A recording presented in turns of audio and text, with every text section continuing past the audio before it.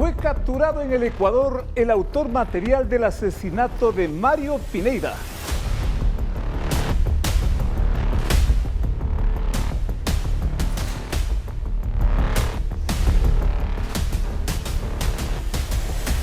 Le dieron medidas sustitutivas, salió de la cárcel y se fue a Venezuela.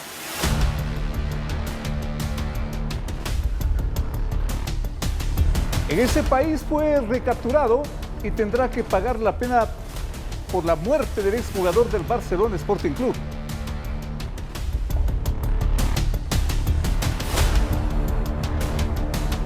Han pasado 7 meses del hecho y hasta ahora se investiga el por qué mataron a Pineda.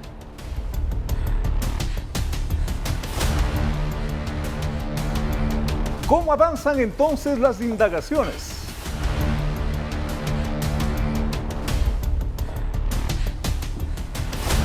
¿Quién es el recapturado?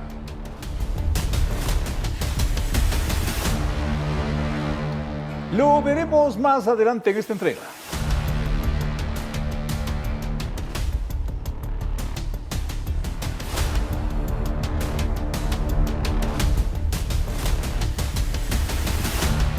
Amigos, buenas noches. Un exalcalde del Cantón Azuayo, Ponce Enríquez, está entre los detenidos de este nuevo operativo contra una red de lavado de activos vinculada a la minería ilegal. El operativo incluyó allanamientos y se aplicó en provincias de Azuay y El Oro.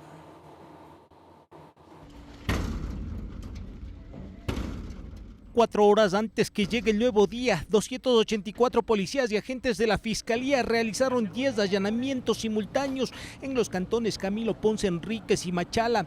La investigación identificó movimientos financieros por aproximadamente 3.28 millones de dólares que no guardaban relación con los ingresos declarados entre 2023 y 2025.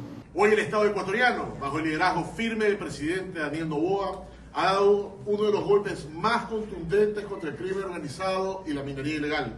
El ministro del Interior, John Reinberg, lideró el operativo orientado a desarticular una presunta organización delictiva investigada por el delito de lavado de activos relacionado con minería ilegal. La investigación permitió identificar a una presunta estructura que habría utilizado empresas vinculadas al sector minero para incorporar al sistema financiero recursos cuyo origen no estarían justificados. Este es un golpe que ningún gobierno se ha atrevido a dar. Nadie ha tratado ni siquiera de llegar a esta persona por el temor que han tenido por la organización que lidera. El operativo Gran Fénix 47 dejó 6 detenidos, entre ellos el exalcalde de Ponce Enríquez, Baldor B. alias Bebé, presunto líder de la organización, quien está acusado por las autoridades de ser el aparente financista de la banda criminal Los Lobos. El principal financista de una de las estructuras más sangrientas que hemos tenido aquí en el país, quienes han estado atrás de la minería ilegal para poder financiar operaciones. Los investigadores determinaron que los implicados habrían realizado operaciones financieras y adquirido bienes muebles e inmuebles con dinero obtenido supuestamente mediante la comercialización irregular de material aurífero, explosivos y otras actividades ilícitas.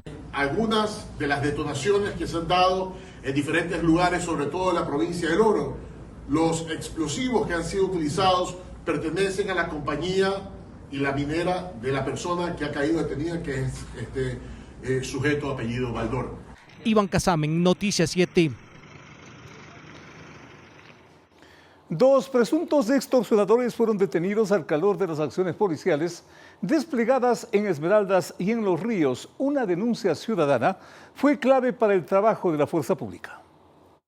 Diligencias investigativas y labores de análisis de información de la Policía Nacional a través del personal de la UNACE permitieron la ejecución de varios operativos. Como resultado, existen personas aprehendidas. Se logró la aprehensión de 2 ciudadanos que responden a los nombres de Melanie B. y Julio C., quienes fueron puestos a órdenes de la autoridad correspondiente para el trámite legal pertinente, presuntamente implicados en el delito de extorsión.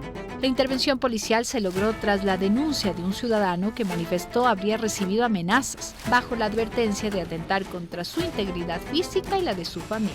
La investigación inició luego que un ciudadano denunciara que a través de plataformas digitales habría recibido amenazas y exigencias económicas por un valor de $5,000. Entre las evidencias, los uniformados encontraron 11 teléfonos celulares y al menos un comprobante electrónico de un pago de las presuntas extorsiones. Las labores policiales se realizaron en las provincias de Los Ríos, en el cantón Caluma, y Esmeraldas, en el cantón Borbón. Sofía Vintimilla, Noticias 7.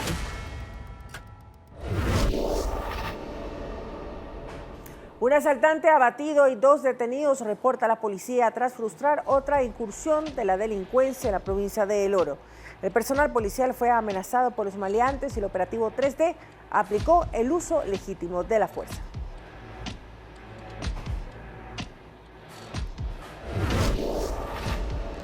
Mientras tanto, 2 personas secuestradas fueron rescatadas en el sector de Las Chinchas del cantón Portobelo. Un operativo ejecutado por personal del ejército logró hallar a los plagiados y liberarlos para su inmediata entrega a los respectivos familiares. No hay mayores detalles de las acciones. También se informa que el caso continúa en investigación.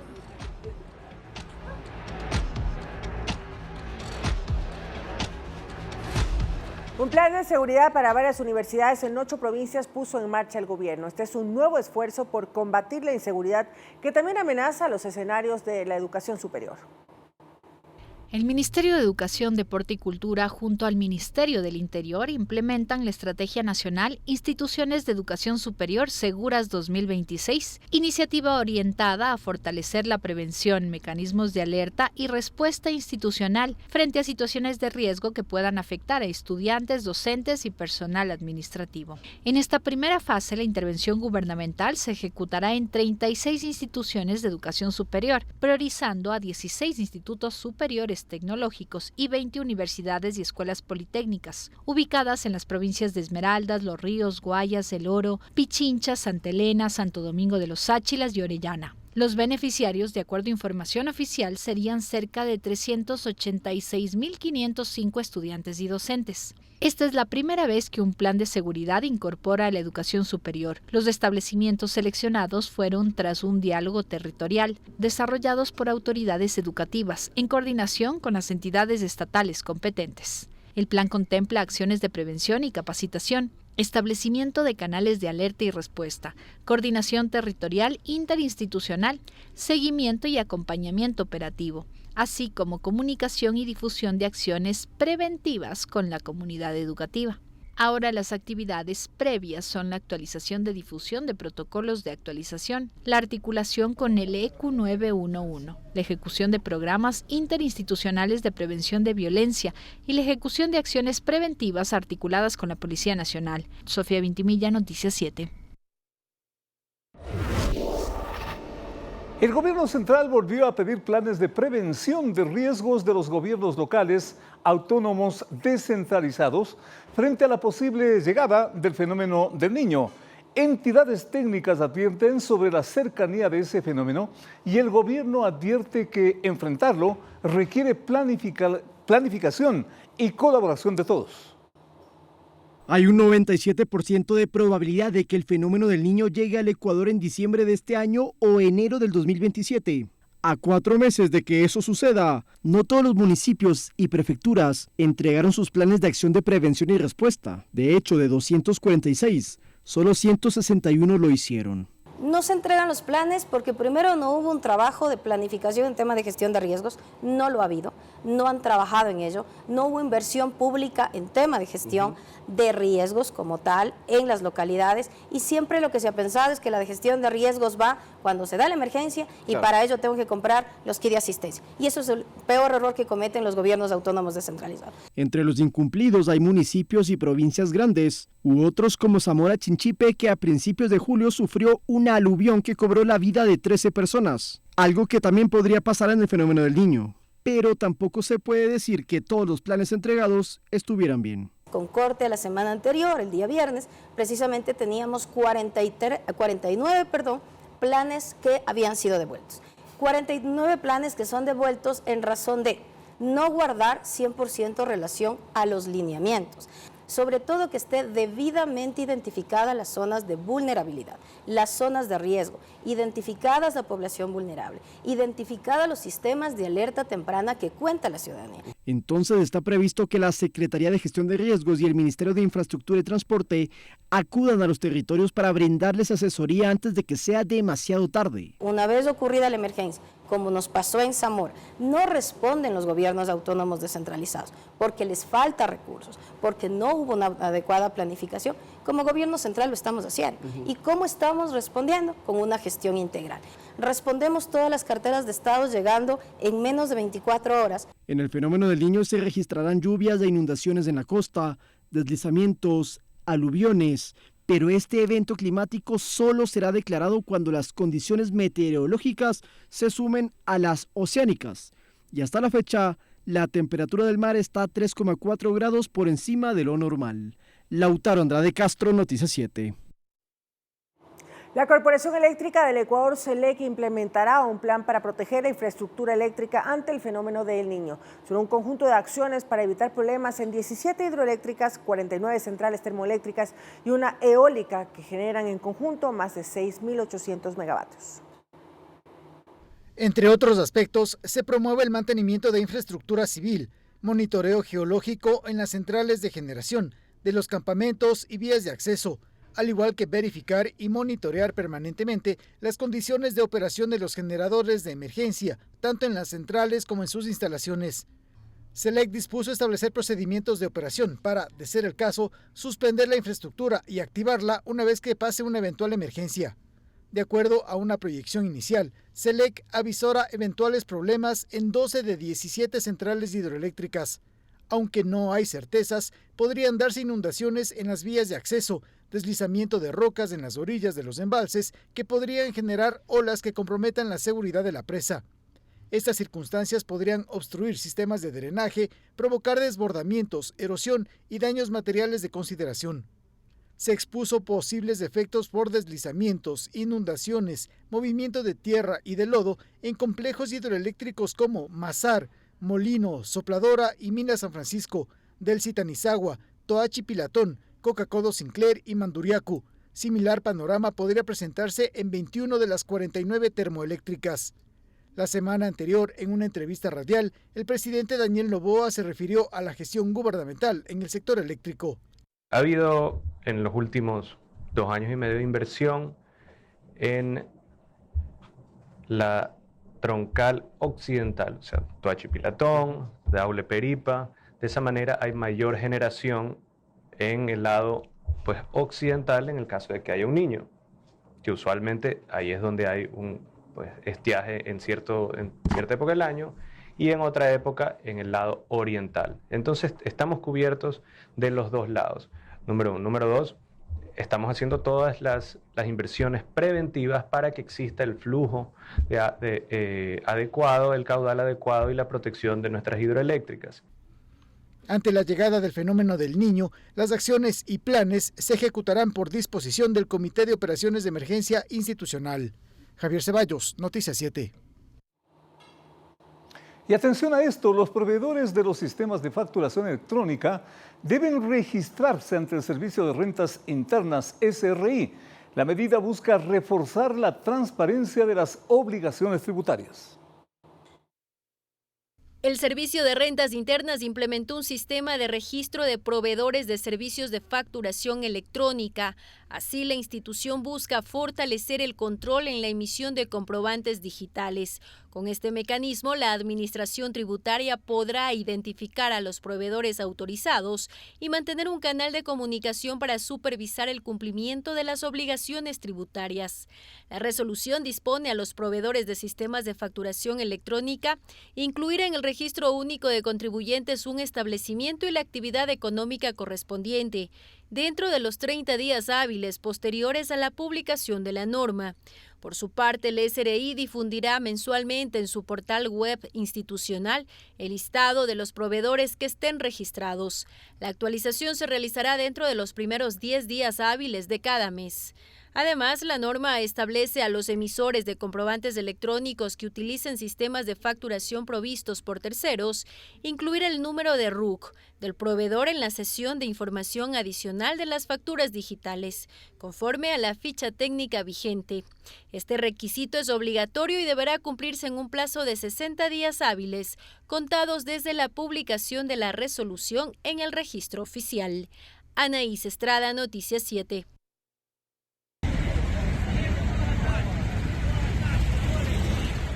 Otro accidente, otra reina del camino.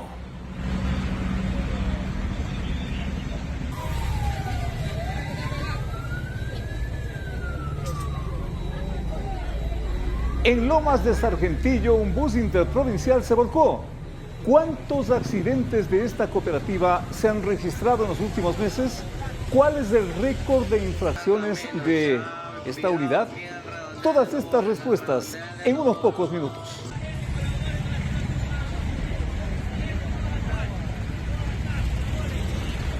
Atención, con 118 votos a favor, la Asamblea aprobó el proyecto de ley para agilizar la adopción en Ecuador.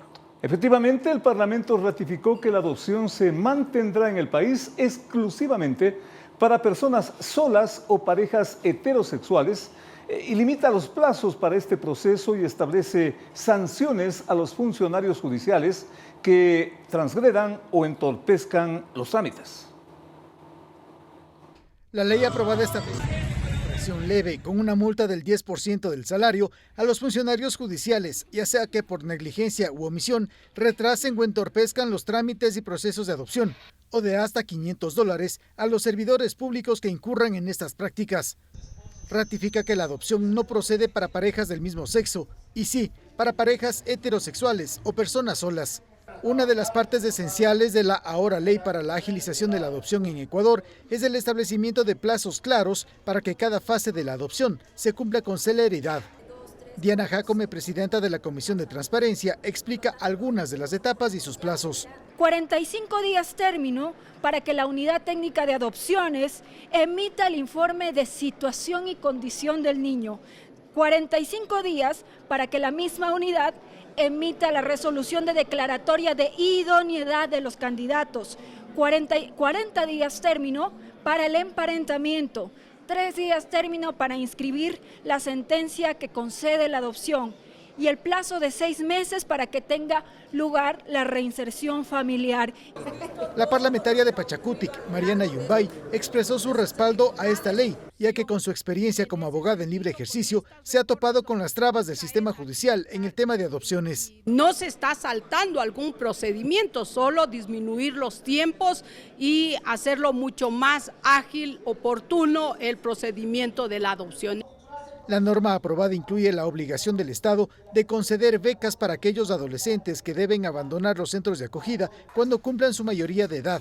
Blasco Luna, de la Revolución Ciudadana, señala que sobre este punto deben hacerse precisiones. En los que ya reciben, incluyamos a uno más. Entonces, como decir, aquí tenemos cabida para 20, pero como hay más gente que demanda esa necesidad, pongamos de nomás 30, 40, 50, igual les vamos a dar solo a 20. La iniciativa aprobada implica reformas al Código de la Niñez y Adolescencia, al Código Orgánico General de Procesos y al Código Orgánico de la Función Judicial. Javier Ceballos, Noticias 7. Gracias, señor presidente. En el Distrito Metropolitano de Quito se ejecutó el operativo Apolo 34, que dejó detenidos armas decomisadas, así como sustancias sujetas a fiscalización. La policía destacó la captura de un sujeto que utilizaba varias estafas, equipos con los cuales realizaba compras y transferencias con tarjetas de crédito y débito robadas.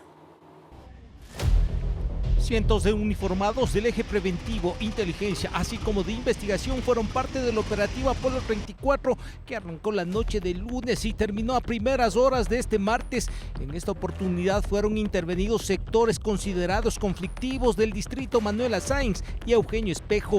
En varios puntos del centro de la capital fueron aprehendidos sujetos en situación de calle, aparentemente implicados en generar focos de inseguridad. Se esconden en ciertos lugares como son los puentes, las laderas, y producto de esto ha habido varios delitos. En total fueron aprehendidos 21 ecuatorianos por porte de armas de fuego, tenencia de sustancias sujetas a fiscalización, decomiso de armas blancas, así como la recuperación de motocicletas sin documentos y con adulteración en su sistema alfanumérico. Hemos dado un nuevo golpe tanto a las estructuras delictuales y criminales acá en el Distrito Metropolitano de Quito.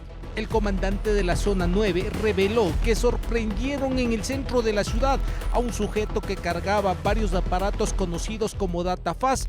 Esta sería una nueva modalidad de robo. El sospechoso sería parte de una banda que se dedicaba a robar carteras y billeteras para hacer uso de las tarjetas de crédito y débito. Pues robaba las billeteras e inmediatamente que hacía y revisaba las billeteras obtenía tanto las tarjetas de crédito como las tarjetas de débito y trataba de hacer la mayor cantidad de consumo. Estos consumos, este dinero se iba hacia la provincia del Guayas. Además fueron aprehendidos 25 ciudadanos extranjeros quienes permanecerían en el país de forma irregular y estarían en el nicho de personas que presuntamente generan inseguridad en las calles del centro norte de la capital. Posteriormente serán deportadas. Son 17 nacionalidad colombiana, 7 venezolanos, un haitiano. Las intervenciones responden a información de inteligencia en puntos georreferenciados de acuerdo a la incidencia delictiva. Iván Casamen, Noticias 7.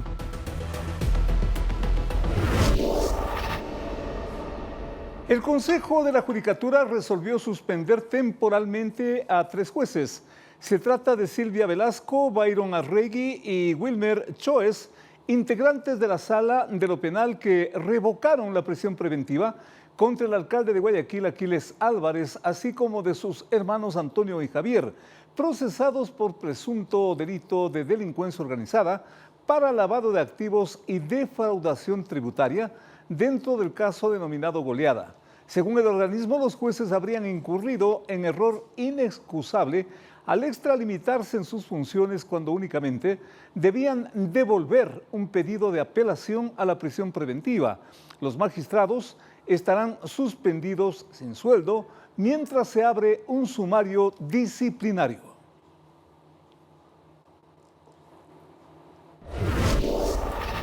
Siete personas fueron encontradas sin vida y completamente calcinados dentro de una vivienda ubicada en una finca del sector Dos Bocas, en la provincia de Cañar.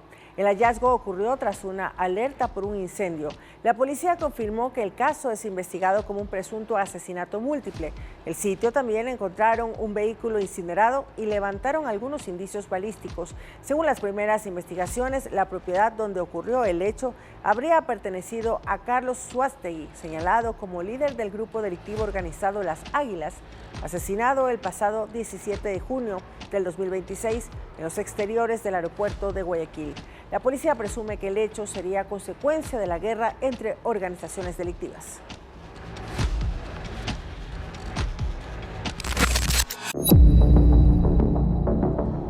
Tenía un solo objetivo: llevarse la pistola.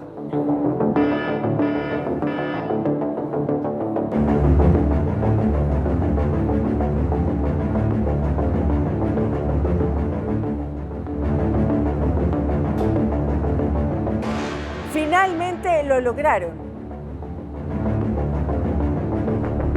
Se llevaron el arma del guardia de seguridad.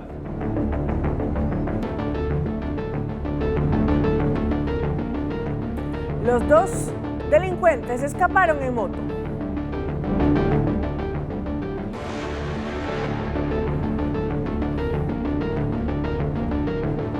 Las imágenes vuelven a revelarnos este nuevo hecho delictivo, prácticamente el asalto a un guardia de seguridad para quitarle el arma, llevarse y seguir seguramente en sus fechorías.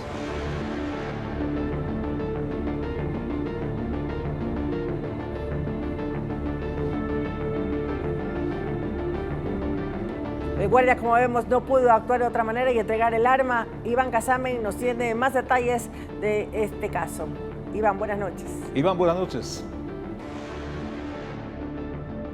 Hola, ¿qué tal, Félix, amigos televidentes? Buenas noches. Sí, para darles a conocer que este evento sucedió días atrás en la ciudad de Esmeraldas, específicamente en la terminal terrestre, donde estos sujetos llegan y sorprenden al guardia de seguridad, que estaba con el teléfono, lanza el aparato a una especie de matorrales o plantación, algo similar que tenía en el lugar, pero ellos no estaban interesados en el aparato, en el dispositivo tecnológico. Lo que ellos buscaban es el arma del guardia de seguridad, a decir de la policía, una pistola que contenía varios proyectiles. El guardia fue sorprendido y no pudo hacer nada para evitar este atraco. Luego de robar el arma de fuego, en cuestión de segundos salen a precipitada carrera. Eran 2 sujetos y huyen en una motocicleta con rumbo desconocido. Claro, en esta oportunidad las cámaras de seguridad fueron claves para poder realizar el seguimiento e identificar la motocicleta,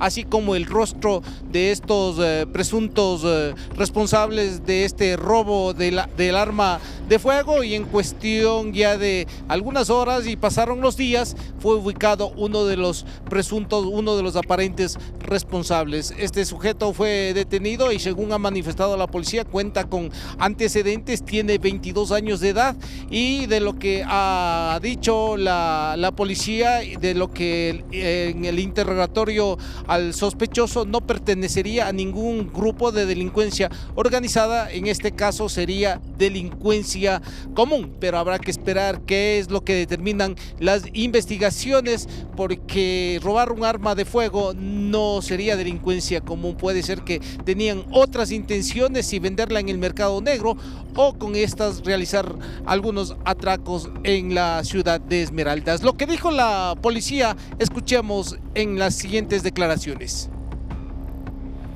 A las 5 de la tarde se logró la aprehensión del ciudadano Alberto L., el mismo que presenta antecedentes penales por terrorismo organizado en el año 2024, el mismo que se le encontró un arma de fuego con 3 municiones sin percutir, asimismo un teléfono color gris. Esta arma de fuego sería vinculada al robo de un guardia de seguridad en el Terminal 3 días anteriores. Con esto, el trabajo de la Policía Judicial reafirma su compromiso con toda la ciudad de Esmeraldas para su seguridad. En base a labores de investigación, ya que nosotros partimos desde la premisa, desde el robo del arma al personal de guardia de seguridad días anteriores en lo que es el terminal terrestre, a través de técnicas y tácticas investigativas, donde se logra dar con este individuo. Bien, esperemos que con estas tomas que se tienen de esta cámara, la policía pueda hacer su trabajo también y logre identificar a estos delincuentes que asaltaron a este guardia de seguridad, que no le dieron tiempo absolutamente a nada y pensaba que le iban a robar el celular, y más bien lo que querían llevarse era el arma. Que sean identificados. Ahí están, que puedan verlos. Ustedes logran también de la provincia de Esmeraldas saber quiénes son, pueden identificarlos, conocen, pues también entreguen información del caso. Un dato para, de alguna forma, sacar, si es que se quiere, algo positivo de esto. Los guardias deben tener mucho cuidado cuando personas como las que estamos viendo en la escena se acercan con la visera, con la gorra, porque eso prácticamente les tapa el rostro, y obviamente pues pedir la identificación del caso para no ser sorprendidos en este rapidísimo robo de la pistola. 2 nombres, 2 apellidos. Premio Alberto. ¿Qué edad tienes? 22 años. ¿Cómo te dicen? Maguasi. Maguasi. Sí.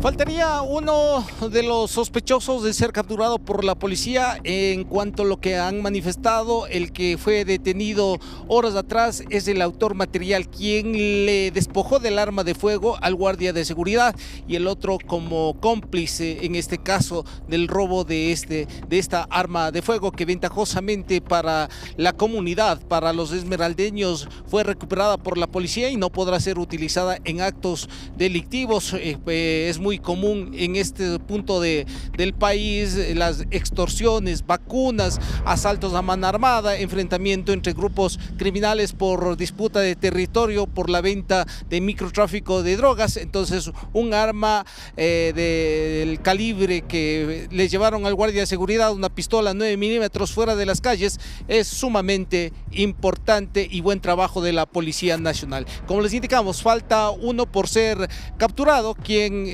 habría actuado como cómplice. Esto es lo que les podemos contar, lo sucedido en la ciudad de Esmeraldas y el trabajo de la Policía Nacional.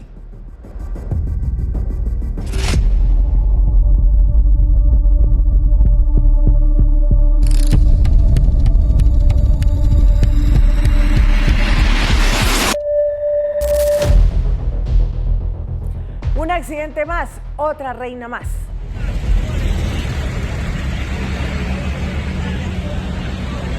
Esta reina del camino se volcó en Lomas de Sargentillo, en la provincia del Guayas. Como resultado, un muerto y varios heridos. Y algunos pasajeros de emergencia fueron sacados por el techo de la unidad.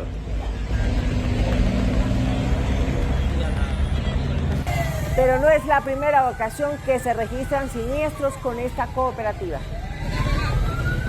¿Cuántas infracciones tiene en su historial este bus volcado? Lo resumimos de inmediato.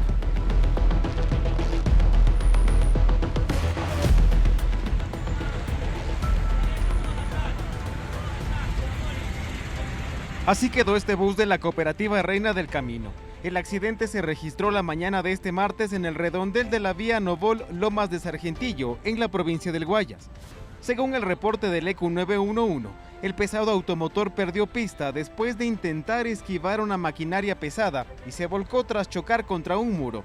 En el bus viajaban al menos 30 personas, de las cuales una perdió la vida, mientras que por lo menos 23 resultaron con heridas de consideración. Muchos tuvieron que salir como pudieron, incluso por el techo de la unidad. Al hospital de Daule que se preparen, por favor, hay un accidente grande aquí, accidente de tránsito en el redondel de Novol. Al lugar llegaron agentes de tránsito de la CTE, el cuerpo de bomberos y también personal del Ministerio de Salud para atender a las decenas de heridos. Solo falta la señora, ¿no, verdad? No, faltan algunos más todavía. ¿Cuáles más faltan? Una grúa tuvo que intervenir para levantar el bus y poder rescatar los restos de la persona fallecida, quien salió expulsado por una ventana al momento del impacto, pero después fue aplastado por la unidad.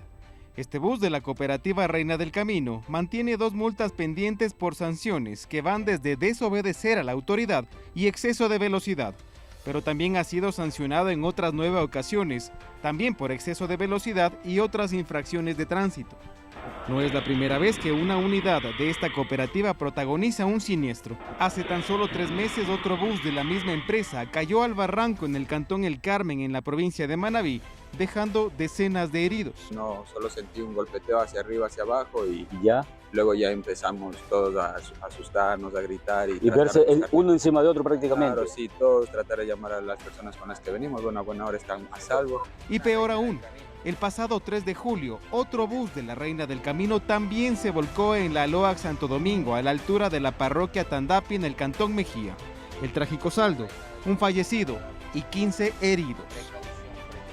Edison Saavedra, Noticias 7.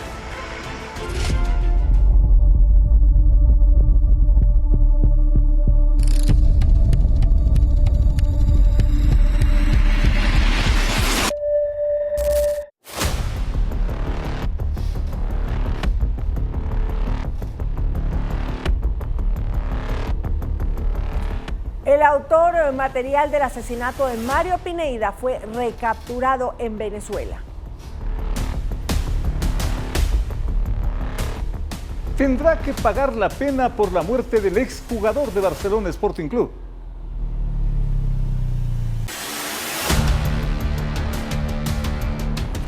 Pineda fue asesinado en diciembre del 2025 y hasta ahora se investiga el por qué mataron al exjugador.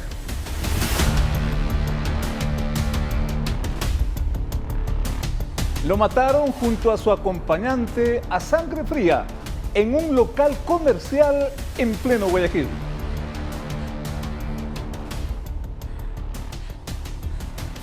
Queremos conocer quién es el recapturado.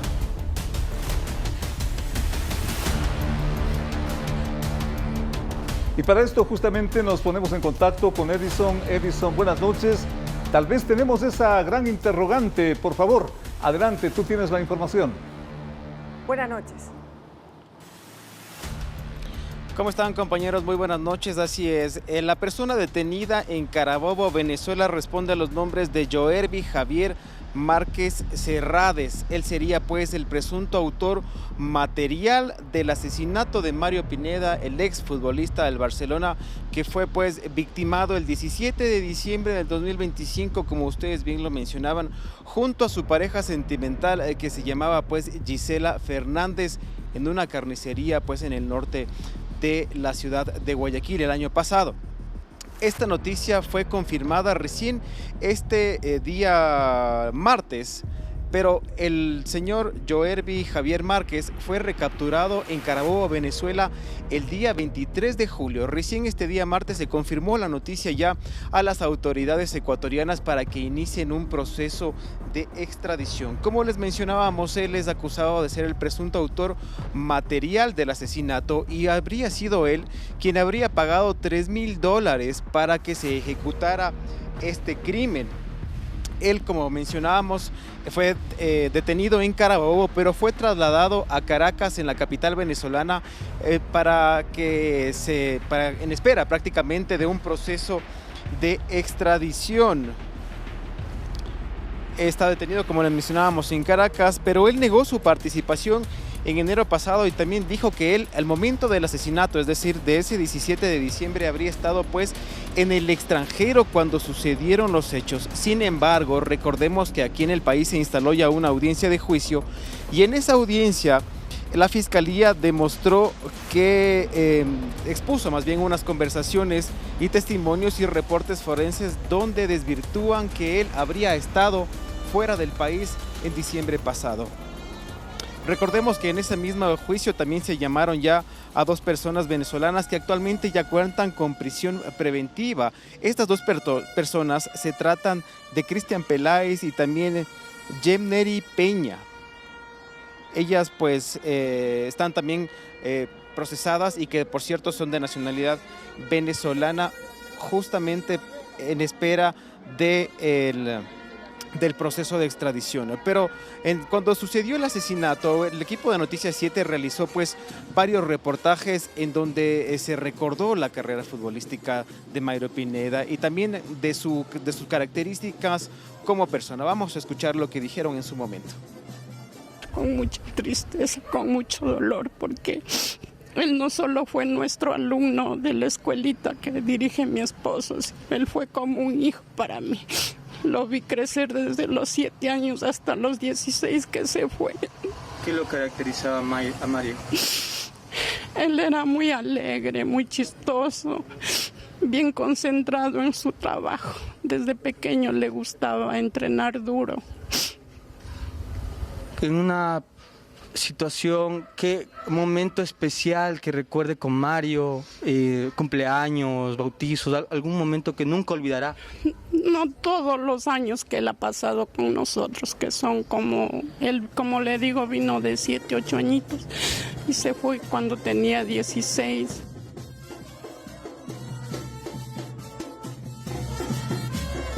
Otro crimen que conmocionó al país en su momento, los familiares, los amigos, el féretro que en su momento fueron motivo del homenaje, del dolor de los más allegados de este querido exfutbolista. Y como también observábamos en las tomas, en la recreación de este hecho criminal, la sangre fría con que dispara este sicario es realmente impresionante. Impresionante porque se acerca y como que está simplemente descargando algo que no significa la vida. Qué grave situación la de la delincuencia. Los familiares pueden estar en estos momentos más tranquilos que fue recapturado este autor material, el supuesto autor material del asesinato del exjugador Pineda. Sí, compañeros, y vale recordar que Mario Pineda nació en la ciudad de Santo Domingo y también tuvo una trayectoria bastante importante en el fútbol ecuatoriano, ¿no? Cruzó por equipos como Independiente del Valle, también Barcelona, también el Nacional y Fluminense. Ahora que se conoce la noticia de la recaptura de este señor Javier Márquez, las autoridades ecuatorianas tienen un plazo de 5 días hábiles para presentar la solicitud formal de extradición justamente por los canales diplomáticos. De lo contrario, según la legislación venezolana, si en estos 5 días hábiles no se justifica el proceso de extradición, podría quedar libre, y justamente ahí es un problema, puesto que no tenemos relaciones diplomáticas con el gobierno venezolano, y el riesgo es que este presunto autor material del asesinato del exfutbolista quede en libertad.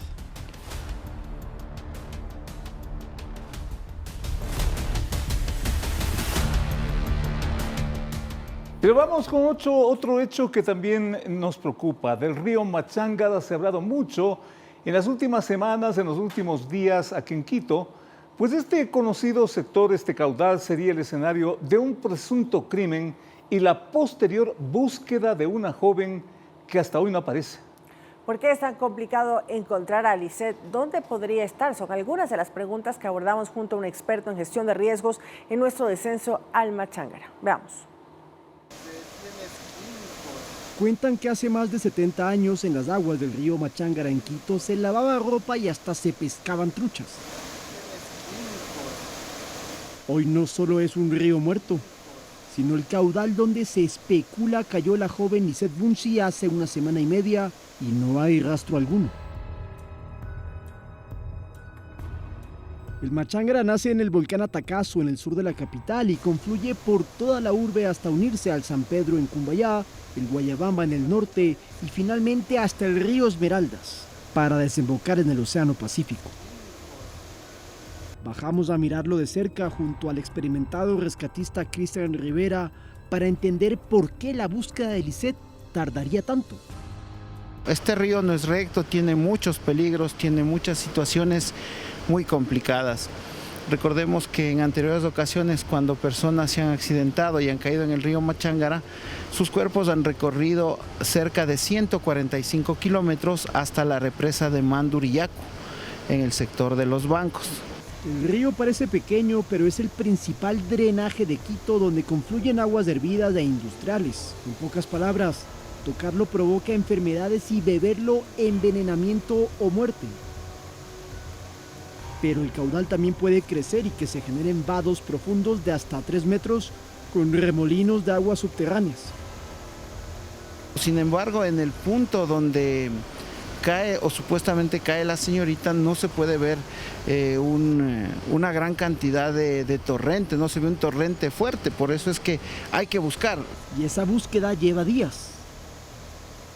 Algunas pistas como el vuelo de gallinazos o un olor tan fuerte a descomposición no se registran en la zona, lo que hace que los bomberos vean hacia más de 130 kilómetros al norte, donde podría haber sido arrastrada, pese a que su familia no se mueve del lugar donde se la vio por última vez, y es que tenían indicios de que aquí podría seguir.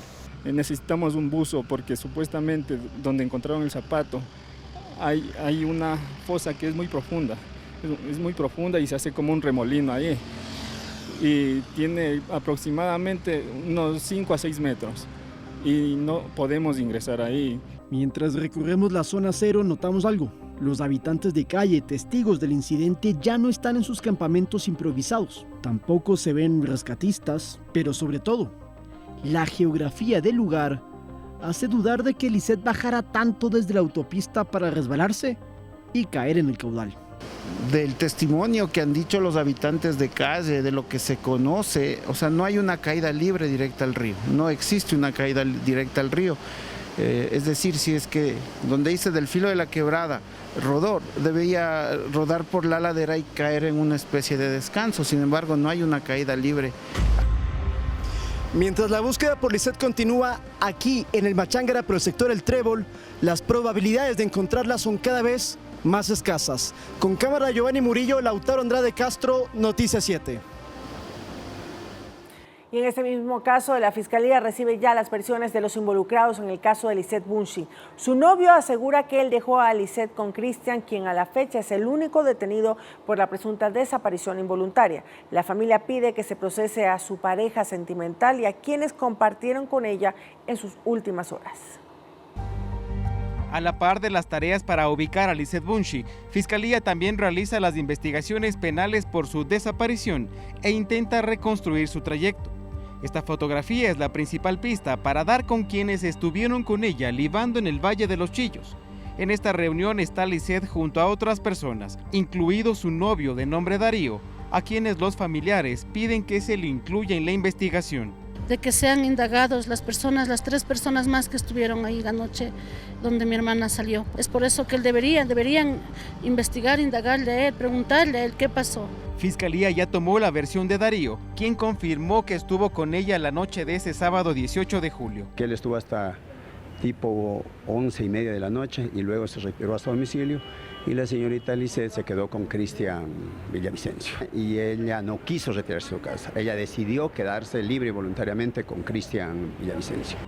Darío contó ante las autoridades que el domingo 19 recibió un mensaje de Cristian, con quien Lisette estuvo antes de desaparecer. Le escribe Cristian a decirle que le ha pasado una desgracia, pero él no le paró asunto, luego le llama el hermano Jorge Villavicencio, le llama y le dice: loco, ha pasado una desgracia, Lisette se ha caído en el río. Y le cortó y no le dijo nada más. Según la reconstrucción de los hechos, ese domingo a las 5 de la tarde entraron a la quebrada del Machángara y la mujer habría caído al río, aunque según la versión de 2 indigentes que duermen en el lugar, él la habría arrojado al caudal. Porque todos coadyuvan que el único que estuvo con Lisette fue Cristian, es eso, no hay duda.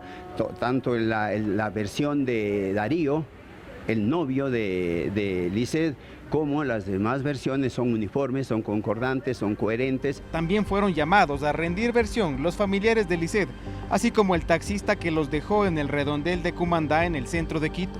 Cristian B. es el único detenido por este caso que penalmente se indaga como supuesta desaparición involuntaria. La familia de la mujer pide que se lo trate como presunto femicidio. La pena máxima, aunque créame que en realidad eso no enmendaría el dolor que tenemos, pero sí que pague lo que hizo, porque hay un niño desesperado preguntando por mi hermano. Edison Saavedra, Noticias 7. Y un accidente mortal en la provincia del Carchi, 4 fallecidos y un herido, tras impactarse un bus interprovincial y un auto. Los ocupantes del carro llevaban la peor parte. Sucedió en la parroquia Julio Andrade, a 20 kilómetros de Tulcán. El choque se registró a las 10 horas. Personal de auxilio llegó al sitio, pero lamentablemente se perdieron 4 vidas. Es un accidente más en las vías a tomar en conciencia y en cuenta por los excesos de velocidad y la conducción sin precaución.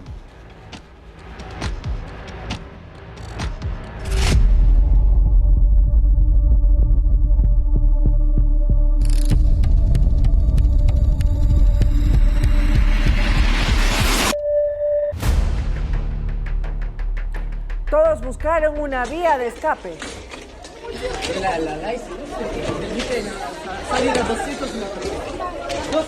Caminaron por el túnel para resguardar sus vidas. Salieron de los vagones porque las llamas y el humo afectaban su salud. Varios usuarios no pudieron salir y esperaron a que llegue el personal de auxilio. Están haciendo un protocolo. Espérese, señora, déjeme acabar. ¿Vale? Que menos de 10 minutos están aquí. El protocolo es apagar primero. 137 personas resultaron afectadas por el humo. El conductor del metro vio las llamas y paró de inmediato, alertó lo sucedido y aplicaron los planes de emergencia. Al final de lo sucedido se confirmó que una de las causas del incendio fue un revestimiento desprendido que conllevó a la expansión de las llamas. Hoy en el metro de España volvió la normalidad tras este siniestro.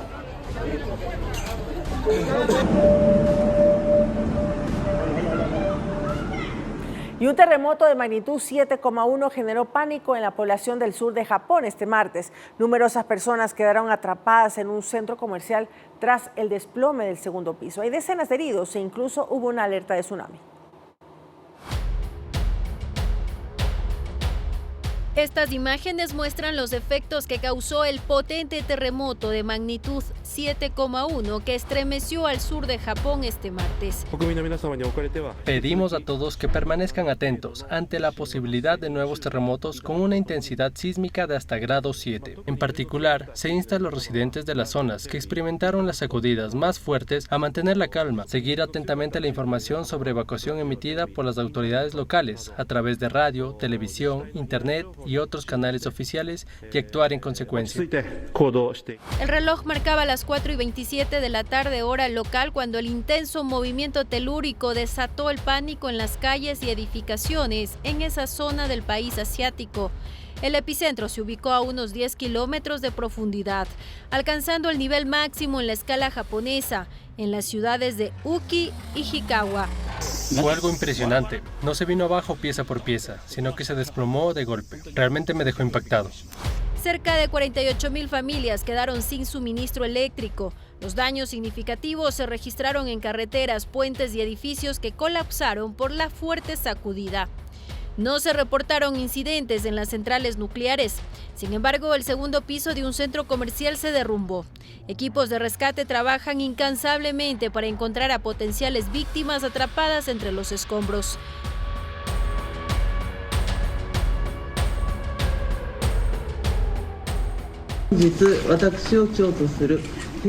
Hoy se ha constituido un grupo de trabajo para la respuesta de emergencia ante desastres, bajo mi dirección. Tras la solicitud de asistencia para el socorro en caso de desastre formulada por el gobernador de la prefectura de Kumamoto, las fuerzas de autodefensa han iniciado operaciones en las zonas afectadas con un contingente de unos 3.600 efectivos. Tras el terremoto se emitió una alerta de tsunami, que de inmediato fue retirada al no detectarse riesgos mayores. Anaís Estrada, Noticias 7. Con la promesa de cambiar al Perú erradicando la delincuencia y el crimen organizado, se posesionó la nueva presidenta del país andino, Keiko Fujimori. Aquí una información concreta. Fue una de las posesiones presidenciales más concurridas. Desde Ecuador hasta Honduras, pasando por Argentina, Chile, Bolivia, Paraguay, Uruguay y Panamá, enviaron a sus mandatarios. Al acto se sumó el rey de España, Felipe VI, todos de tendencia conservadora. La hija del fallecido presidente Alberto Fujimori logró así lo que en 3 finales electorales pasadas no pudo. Esta vez con 50,000 votos más que el inconforme izquierdista Roberto Sánchez, Keiko Fujimori juramentó, haciendo una precisión. A partir de este momento se inicia un cronómetro irreversible. Nos esperan exactamente 1.826 días de gestión.